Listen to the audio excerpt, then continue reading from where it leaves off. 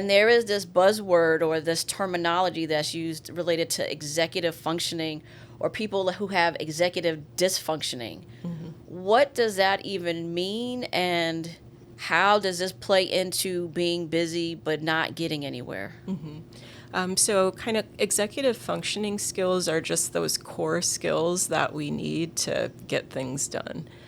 So we can kind of break things down into a few big categories. So one big category would be things like planning. So being able to kind of prioritize what's important, so what needs to be done in what order in order to accomplish a task. Organization is a big executive function skill. So being able to access information or objects or whatever you need to accomplish your task efficiently.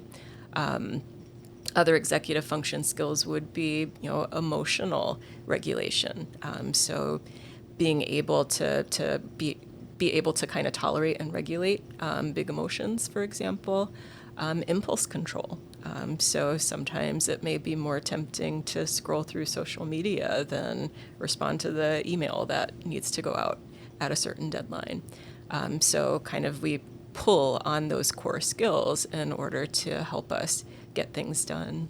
And what I've heard one time, and I don't remember who said it, is that executive functioning is all of the things that we have to do every day, all day. So brushing our teeth, basic, taking care of ourselves, taking care of our family, paying for the tag for the car, paying the taxes, like all these different things, getting to work on time, planning for dinner. So the busyness makes sense, and it's also what is in our society right now. So do you have any recommendations from a smart wellness perspective of how do we pay attention to, or how do we help with that busyness? Because it's not going away. And I think a big thing that is important is to think about, your personal capacity.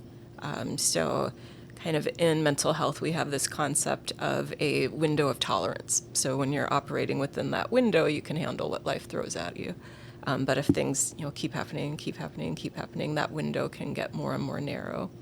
So things that, used to roll off your back when the window was wide might feel insurmountable during times when the window is narrow.